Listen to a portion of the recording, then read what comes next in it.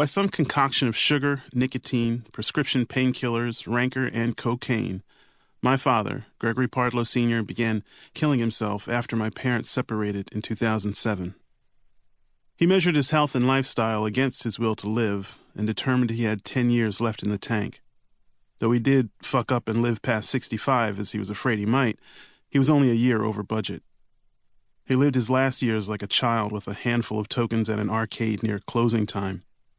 Those tokens included access to credit, the patience and generosity of his family and friends, and any saleable assets, including, possibly, the titanium urn that contained his mother's ashes, mysteriously missing from the one-bedroom Las Vegas apartment where he chose to fizzle out. These resources had to be exhausted. He didn't want to endure penury, but neither would he ever leave money on the table, as he often put it. He died without leaving a will or naming beneficiaries. My brother Robbie and I agreed to have him cremated. No medical school would have taken him, and I didn't even entertain the idea of a casket. Robbie traveled from Willingboro, New Jersey, to Vegas to claim the body.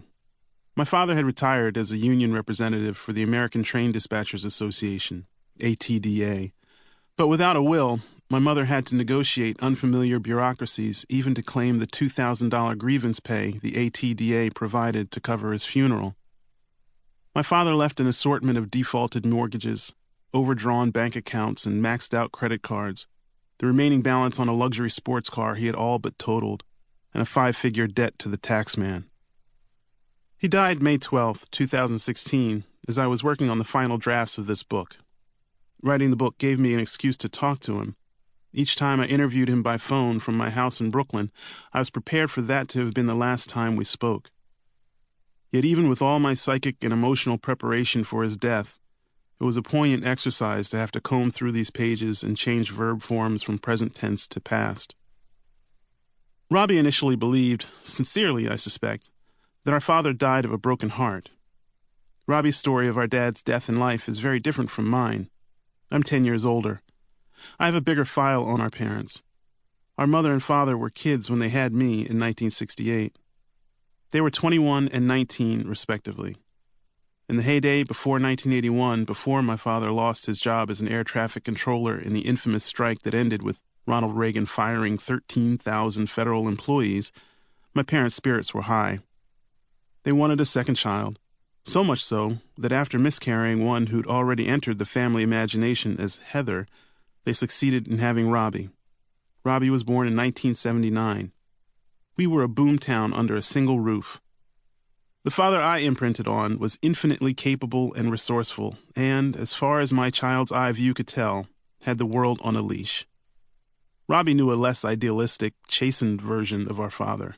By then, a man who was resigned to having been blackballed from the career that defined him. By the time Robbie outgrew the hypoallergenic cloth diapers that were delivered to our house once a month, Dad was, if only for lack of alternatives, more involved in domestic life. The father I grew up with still resented the competing demands of an unplanned offspring. I was the mistake that he felt he was nobly taking responsibility for, and I was thus made to suffer the flexing of Big Greg's narcissism in all its demonstrative and petty renditions. I don't mean this in a self-pitying way. Whereas he wanted from me a show of gratitude, I studied him. He interpreted my scrutiny as insubordination. This made our lives adversarial. Robbie, at least symbolically, was a comfort to him. I was a threat. I was my father's rival, and he was mine.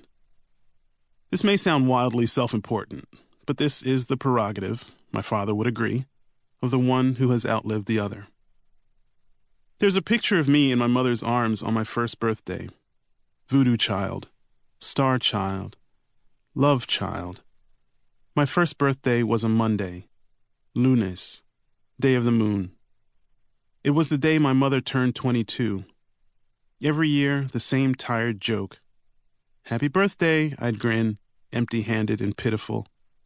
I was the gift, the reminder of what she gave of herself to herself, that she must tow through the cosmos in a contrapuntal orbit.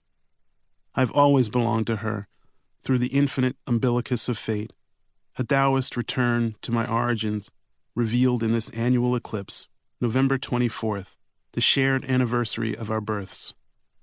What grief, what blemished self-image did she need to bury that she would risk an accidental pregnancy with a man as superficial as my father?